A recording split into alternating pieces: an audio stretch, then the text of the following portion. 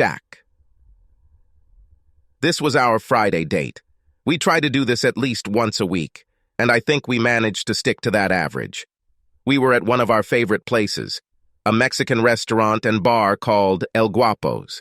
They had a really nice outdoor patio, and the weather was perfect. Cool but not cold, slightly windy. We struck up a conversation with the guy at the next table. It was just one of those things that happened. He was alone, but seemed pleasant enough. He said his name was John.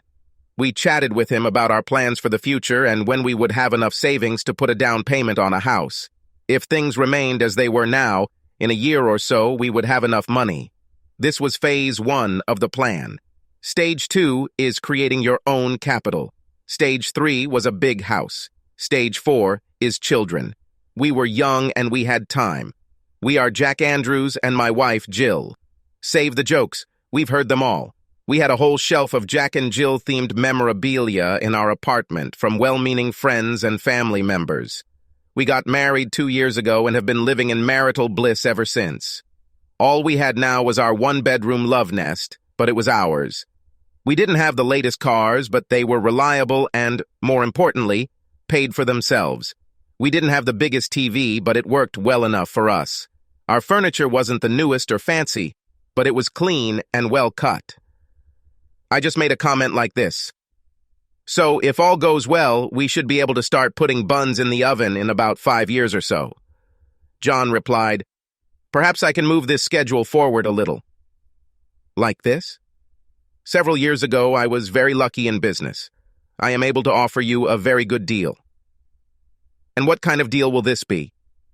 Before I answer this question, Google me. John Albright. This should prove my integrity. Jill took out her phone and looked. You have your own Wikipedia entry. God, it says that you have a net worth that... This is probably outdated. I'm close to $10 billion now. Fine. So what's the deal? Even though we just met, I like you guys and I want to help you. So I'll give you $1 million. This is after taxes, so the actual amount would be $1.4 million. But there's something I want.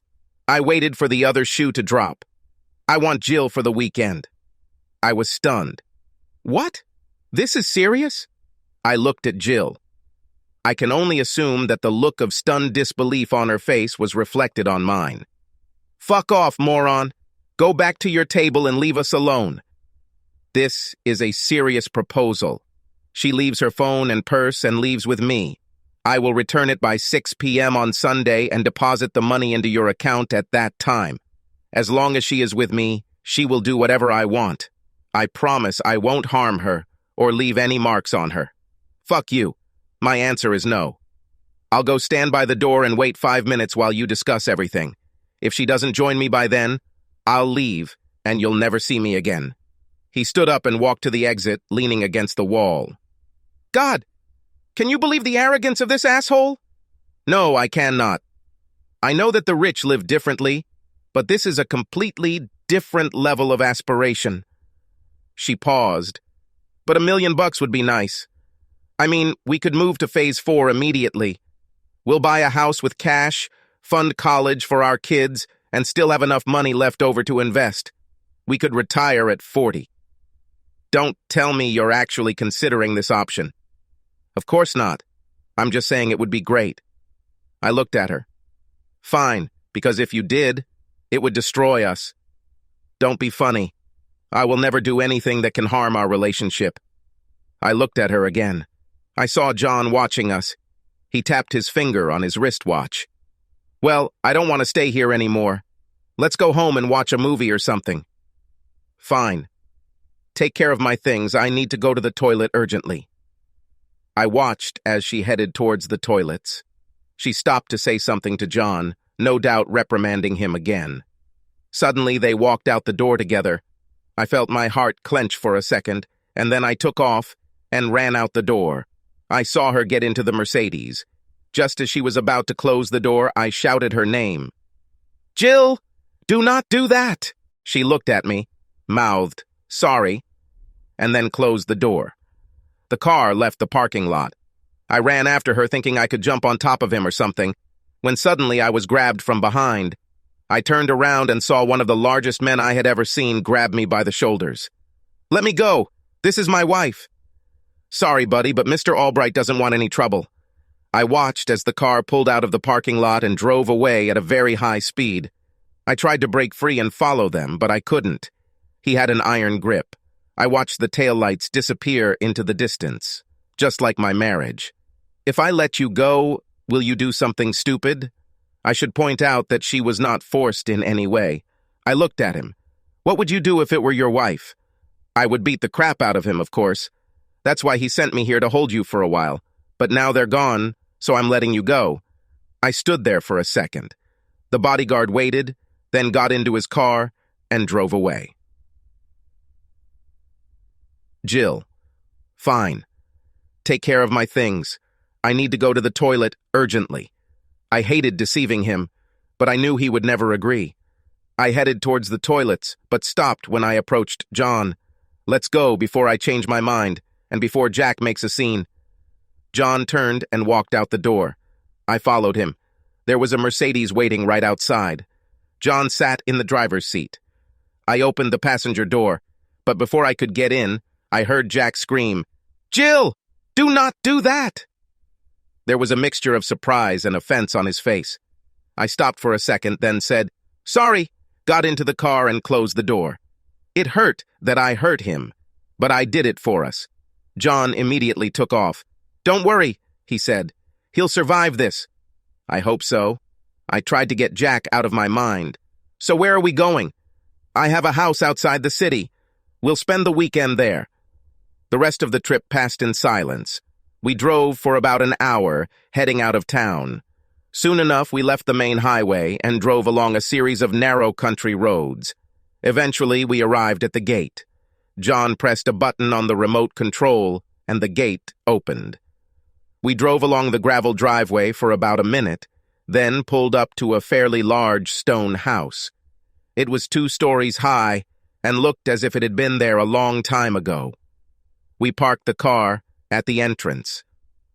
"This used to be a hunting lodge. I purchased it and the surrounding land a couple of years ago and made several improvements," said John. "Come inside." The interior was quite rustic. The door led into a hallway that connected to a large office. We went to the kitchen. John opened the door to another short hallway that reminded me of a hotel hallway. This impression was reinforced when John opened the first door on the right and walked inside.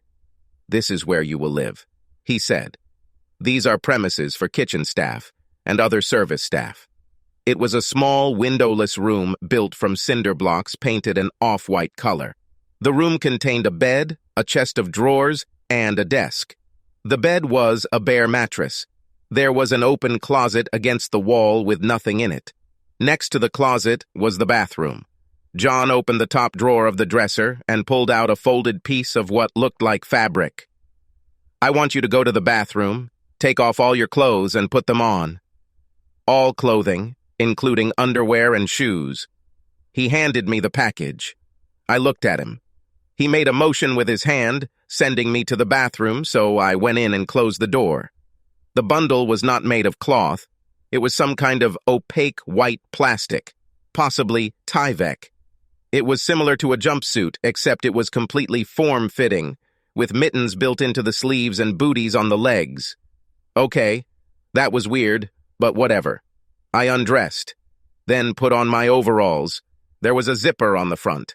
I zipped it up to the crotch between my tits, and then walked out. "So do you like it?" John walked over, grabbed the zipper, and pulled it all the way up to his neck. "That's better." Then he went into the bathroom and collected all my clothes. "Clean clothes will be returned to you on Sunday before departure. There are more bunny costumes in the dresser if you need to change. They are disposable. Throw them in the trash when you take them off. The chest of drawers also contains sheets and a blanket." He stepped closer to me, invading my personal space. "Are you ready for your first—" He smiled. "Assignment?" I nodded, terrified of what would happen next. "Clean this room, and a bathroom. It's been a few months now and this place isn't in the best shape. What? Do the cleaning. There are cleaning products in the bathroom cabinet and a broom in the closet. I hope the floors are clean enough to eat off of. You understood? Do you want me to clean the room? And that's all? Yes, that's all for now. When you're done, you can make your bed and go to bed. If you get hungry later, there are sandwiches in the kitchen. I stared at him. Come on, chop chop, time is wasted. Get down to business. Then he turned and walked out, taking my clothes and closing the door behind him. What else could I do? I started cleaning the bathroom. There was dried urine on the toilet. There was a black ring around the bathtub. The lamps were covered in water stains. There was mold on the walls of the bathtub. It took me about an hour to clean the bathroom. Luckily, the room itself wasn't too bad.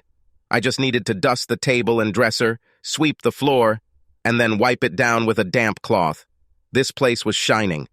When I finished, I made the bed. I was more exhausted than I thought. As soon as I was done, I showered, then climbed into bed naked and fell asleep. The next thing I remember is being woken up by a knock on the door. Wake up! Get dressed! Let's get out of here! Now we get to the real business!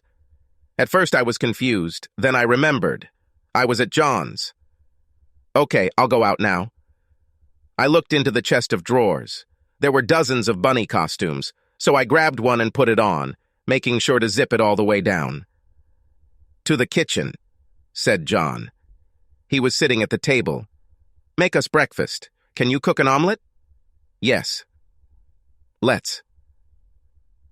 The pantry and refrigerator were full of food, so I made a couple of omelets. Lots of cheese, bell peppers, mushrooms, and some ham.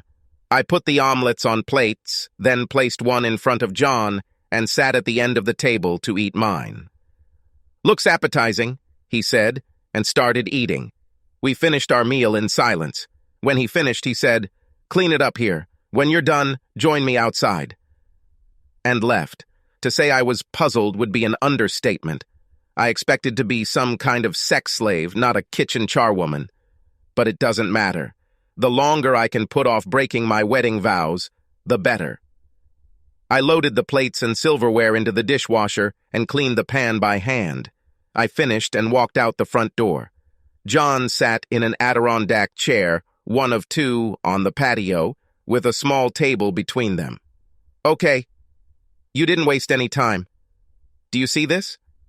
He pointed to what looked like a handle with wheels.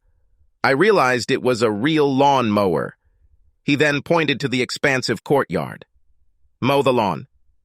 Wait a second, I answered. I thought I was here too. You know, you agreed to do whatever I wanted for fairly generous compensation.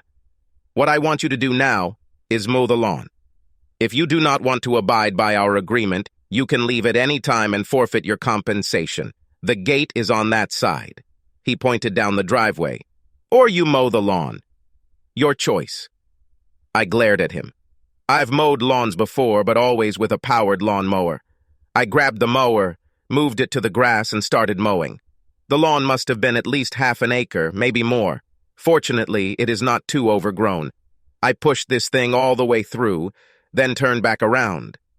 Over the next few hours, I mowed slowly, taking breaks, only to drink water and eat lunch, which I had to prepare myself. Every half hour or so, John would come out to check on my progress and then come back inside. By the time the sun started to set, I was hot, sweaty, and tired. But I got the job done. The bunny suit was like a portable sauna. I had already unzipped it all the way down to my belly button. I wheeled the lawnmower back to the front door, where John was waiting. Good job. Go take a shower and change into your new bunny suit. When you're done, go to the kitchen and prepare dinner. There are steaks in the refrigerator. I like medium rare. He started to go back inside, then stopped. Oh, and zip it up. You look indecent. I looked down and noticed that one of my breasts was poking out of the suit. I had no idea how long she hung around like that. I zipped up and stomped back to my room. After my shower, I got dressed in a new bunny costume and went to the kitchen. There was no one there. I looked in the refrigerator and found 2 steaks that weren't there this morning. I also saw some mushrooms and vegetables in the drawer, but screwed that. He said steak, so that's all I was going to cook. I preheated the oven. When the steaks were ready, I stuck my head into the office and shouted, "The supper is ready." I took out his steak and placed it on the table, then sat down to eat mine. A minute later, John sat down and ate his steak without comment. When he finished, he told me that when I finished cleaning the kitchen, I could go to bed. So I did. I took off my suit, climbed into bed, and quickly fell asleep. The next morning, I was woken up again by a knock on the door. "Get up and get to work! Your last day of work!" I got up and put on a fresh bunny suit. John was waiting in the kitchen. "Prepare breakfast again. Same as yesterday." Breakfast and cleaning the kitchen passed in silence. When I finished and turned on the dishwasher, John directed me to the room next to my bedroom. It was the same as my bedroom, but completely empty. "I want you to paint this room." "What?" "Paint the room. The closet contains paints, rollers, brushes, and a change of clothes. Only this room. Do a good job, and that will be the last task for the weekend. And don't paint over switches and sockets. Remove the caps and replace them when you're done." I looked at him incredulously. "Paint the room? Are you kidding? Are you paying me for maintenance? And that's all?" "For now, yes. But get busy. You don't have much time." Then he left. I stood there for a second, then looked into the closet. There was a 5-gallon bucket of sky blue paint and a bunch of tools and supplies. I grabbed a mat and spread it on the floor. I found a screwdriver and removed the covers of the outlets and switches, then covered the outlets and switches themselves with duct tape. I poured some paint into the roller and got to work. It didn't take as long as I thought. The room wasn't that big, and there weren't any awkward parts that needed to be painted over. When I was done, I put the outlet covers back on, folded the napkin, and put all the supplies back in the closet. He said that this was my last task, so I went into the next room and took a shower. When I finished, I found that my clothes had been cleaned and laid out on the bed. I got dressed and went to look for John. He was in the office. "Oh, here you are. I assume you painted everything?" "Yes. You said this was my last task? This is true. Are you ready to return to your husband now? You should know that he was very upset when you left." "I know. I will make amends to him." I felt a sudden surge of guilt. My sweet husband didn't deserve what I did to him that night. He must be going crazy, imagining all sorts of things. My guilt intensified when I realized that this was the first time I had thought about him all weekend. The car should already be here. He walked out the front door and I followed him. While we were standing there, a Mercedes drove up. A bodyguard from the restaurant was driving. "Hop in, he'll take you home. The money will be credited to your account by the time you get home." I opened the door, but before sitting down, I turned to him and asked, "So what's with all the tasks? I assumed you wanted a sex slave or something like that." "Don't be funny.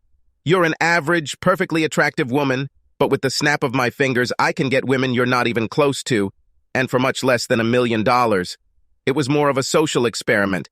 Can I force the average married woman to leave me in front of her husband? How long will it take?" I looked at him incredulously. Without answering, I got into the car and closed the door. The bodyguard silently drove me home. Not a word was spoken. When we arrived at the apartment, I got out of the car. He left. I went to the door and unlocked it. I was glad that my key worked.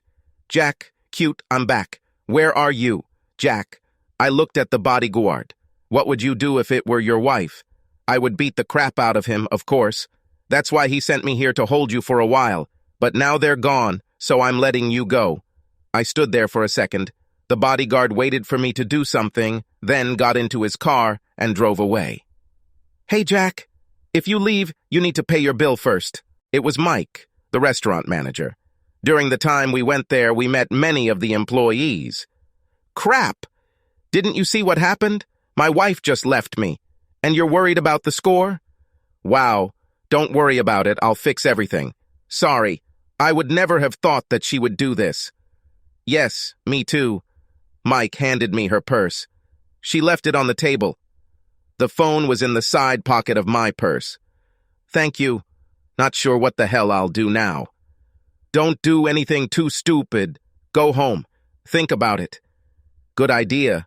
I don't remember how I got home. As soon as I closed the front door, everything suddenly collapsed on me. My wife has disappeared. My marriage collapsed. All the dreams and hopes we had were gone. I collapsed on the sofa and stared at the ceiling. All I could think was, she's gone. I don't know how long it was. I must have fallen asleep at some point because I opened my eyes and it was morning. At first I was confused as to why I was on the couch, but then the memories came back. The melancholy hit me again, just as hard. Then something else struck, anger. How dare she do this to us? She threw away everything we had for money. I held back my anger and pushed the sadness deep inside. Act now, hurt later. There's no way we can stay together after this. I had to meet with a lawyer on Monday, but there was still something I could do now. I had until Sunday evening. Firstly, finances. Paid off a joint credit card and then canceled it. Then the bank. I opened a new account in my name, transferring half of the savings account into it minus $2,000. I took the $2,000 in cash because I would need it. I also transferred half of my current account. Secondly, I needed a new place to live. I called my friend Pete. Pete had a lot of friends because he had a pickup truck. People always turned to him for help with moving. I told him what happened. What did she do? Gone. Just because some rich asshole waved a ton of money at her? Damn, it's so cold. I can't believe she could do this. Believe me, I'm still in shock. I need to find a place to live and get my junk out of the apartment before she gets back on Sunday. I'm thinking about that extended stay motel near the office. In no case. You can stay with me. How much crap do you need to move? Actually, not so much. Clothes, a few books and the like. I don't care about furniture. Okay, get ready. I'll take a few boxes and be with you as soon as I can. I packed a week's worth of clothes in a gym bag. The rest went into trash bags. Pete showed up with some boxes and we loaded them up with books and a few other miscellaneous things. I didn't care about anything in the kitchen. Silverware is cheap. All my belongings were packed into Pete's truck or my car. I looked around the apartment to make sure I had everything. I saw a photo of Jill and I at our wedding. This was one of my favorite photos of us. I decided to be petty. I took the photo out of the frame, tore it in half, and placed the pieces on the coffee table next to Jill's purse. Then I took off my wedding ring and placed it on top. I thought for a second and decided to be very petty. We had a fireplace and a couple of logs for the fire. I took our wedding album from the shelf, opened it halfway, covered the log in the fireplace with it, and lit it. Then I followed Pete to his house. I wasn't very good company that night, but I wasn't trying to be. I know I watched a ton of TV, but I don't remember any of it. All I could think about was that my wife left me to sleep with a billionaire for money.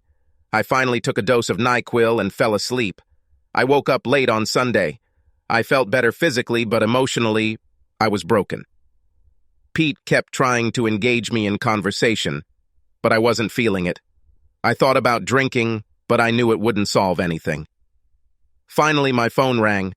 I saw that the call was from Jill and sent it to voicemail.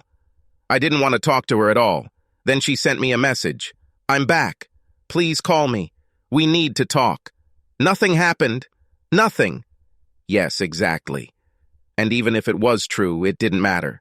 She left me, ready for anything. Then I remembered something. I turned on my laptop. Jill. He wasn't in the living room. I went to the bedroom. He wasn't there either. Then I saw an open closet. His things were gone. No. He left. I ran back to the living room and looked for a note or something. Then I saw the coffee table and collapsed on the sofa. It was our wedding photo, torn in half, with Jack's wedding ring on top. I don't know how long I sat there. It could have been a minute, or it could have been an hour. Then I realized that I had to find Jack. I had to tell him that nothing happened. I grabbed my phone and called him. The message went straight to voicemail. I left a message. Jack, honey, where are you? Please call me. We need to talk. I love you. Then I sent him a message. I'm back. Please call me. We need to talk. Nothing happened. Nothing. I looked around the room. Some bookshelves were empty. He took his books. He moved out. Then I saw the fireplace. It looked like this. No, no, no. Our wedding album. It was half burned. No, this can't be true. I have to talk to him. Jack. Then I remembered something. I turned on my laptop. I went to the bank's website and looked at the general account. A new deposit of $1.4 million was made into the savings account. I transferred $700,000 to my new account and logged out. If my marriage is broken because of money, I will get my half. Epilogue. They looked at each other over the conference table in the lawyer's office. The lawyers had just left, allowing them to talk privately. Jill, you said you would sign the divorce papers if I talked to you. Here I am. Speak. It was the first time they had spoken to each other since that night at the restaurant. Jack, I don't want a divorce. Nothing happened. All he did was force me to do housework. I painted the walls in the room. I cleaned the bathroom. I mowed the lawn. I didn't do anything else. I didn't do anything remotely sexual. I didn't break my vows. You do not understand. You left me in a restaurant thinking you were going to have sex with him. It doesn't matter whether you had anything with him or not. You left me there with the intention of cheating on me. That's all that matters. I understand. You are right. I will never be able to make amends to you. But I have to ask. Please let me try. I love you. We can get through this. I know we can. Love is not a problem. Despite everything, I still love you. Jill looked at him hopefully. But, he continued, I can't trust you anymore. Who says you won't make some other major unilateral decision in the future? I mean, if you agreed to sleep with a guy for money, what else are you going to do if you think it's good for us? I'm sorry, Jill, but I can't get past this. Please sign. The ratio is 50-50.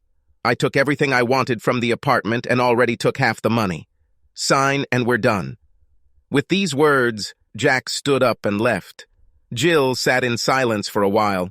She grabbed a pen and signed the papers in front of her. Subscribe to our channel so that your second chaff doesn't cheat on you, and go ahead and listen to the next story, because this story is nothing compared to the next one. If you're under 18, don't even think about listening to the next one.